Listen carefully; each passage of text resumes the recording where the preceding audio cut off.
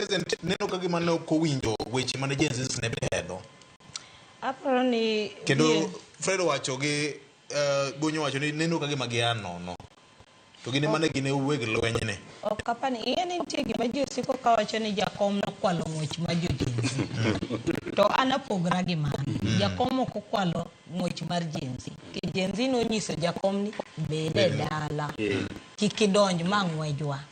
Koro mosruok kata winjruok mar jakom gi William Ruto onge gimomulo Gen-Z. Mano margi ma giduogo Pentagon ma 207. Jakom bende wacho ni mano onge winjruok moro kata mosruok moro ma koro gima timore sani ok en ng'wech mar Gen-Z. Gen-Z pod odong' kacha cha, pod gin mana kama ne gintiere cha. Ineno ka sani ne giwacho 88. Manyiso ni gibiro 88. 88 ni giketo list gi, to do list. Ineno ka achiel kuom gima giwacho ni gidwaro wach mar funding obed relooked. Mar help. Yes. Magi wacho sani ni kata somo otamo ng'eny gidhi e technical institution ke university ok ginyal timo nade ok ginyal donje kata kane PS mar higher education no wacho mabeni gi review fee structure but gino seinyo Gen-Z. Gima chelo giwacho ni shift ni ok gidwa ko doho no osegoye. But gino pod duok ne wajumbe nikech no bedo suspended for 45 days mondo mi wajumbe otimang'owa odhiong'e. Koro ido ka gik ma jo Gen-Z keto kata mar governance mar mibadhi ang'o genegi. Gin giwacho mabeni ya king'iyo dwe achiel ma ginyono maberni.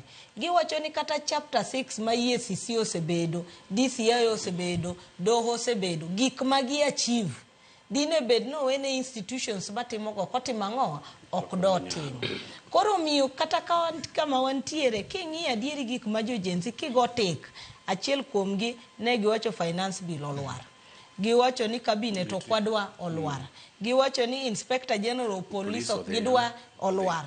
Koro iyudo ka nitiere gik ma giyudo. Kata ka gidhi mbele. Koro wan ok onego wawach ni ya ni giwuok nono. Nikech kata sani kata jo siasa go kama gibete ok ging'i siasa lens mane ging'iyo ga siasa chon.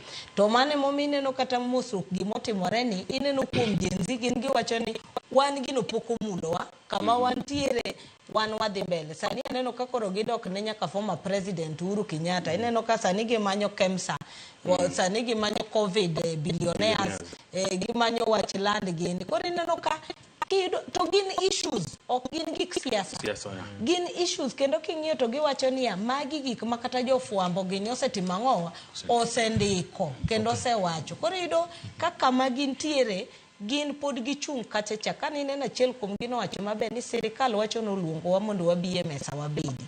Wan wacho ni wan leaderless wan wabire mesa cha. Nitie olemo to wan ok wadwaro lemo. Wan wadwa ni mondo jo otimang'o obed address. Maninjo ka gocho ni samulungo wa e mesa to ng'enywa to ntiere mesa mar mochari itimo negi autopsy. Koro gin manie autopsy ka to wuoyo nade. Wach malita nyanya kwa Mgajwang' we wa ng'uke manage kanyo nikech kore ka donje kuku mar wach ma kore chunyi wach nyakwa Mgajwang'. Ing'eni wach moro matimore mumulo jo siasa moro